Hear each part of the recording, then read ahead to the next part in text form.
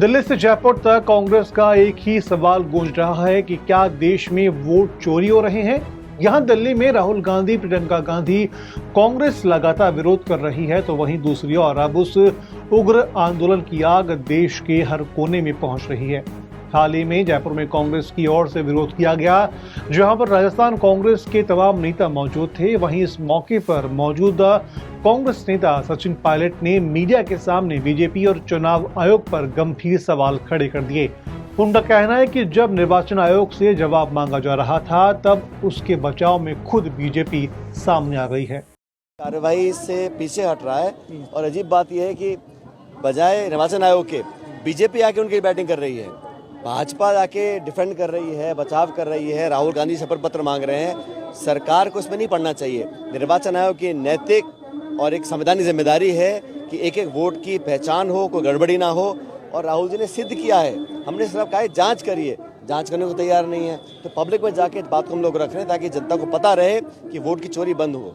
तो कितना गंभीर मानते हैं, क्योंकि कई जगह इससे बड़ा राजस्थान में भी आप लोगों ने काफी मेहनत की। मैंने कहा ना, कई सीट ऐसी हैं जहां पर जानबूझ के हजारों वोटों को ऊपर नीचे किया गया है, डुप्लीकेट वोट हैं, नकली पते हैं, लोगों के नाम काटे जा रहे हैं।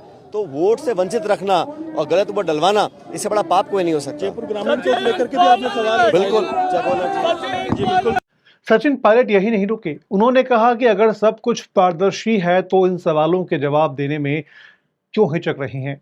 कांग्रेस का यह भी कहना है कि यह लड़ाई सिर्फ एक पार्टी की नहीं बल्कि पूरे लोकतंत्र की सुरक्षित रखने की है।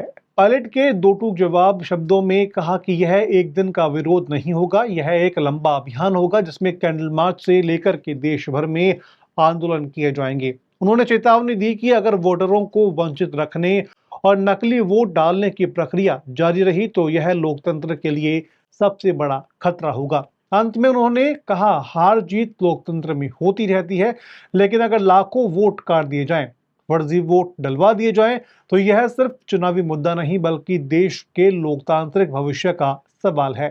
खैर, कांग्रेस आगे क्या करती है यह देखने वाली बात होगी। ऐसी और भी खबरों के लिए आप बने रहिए पंजाब केसरी राजस्थान के साथ।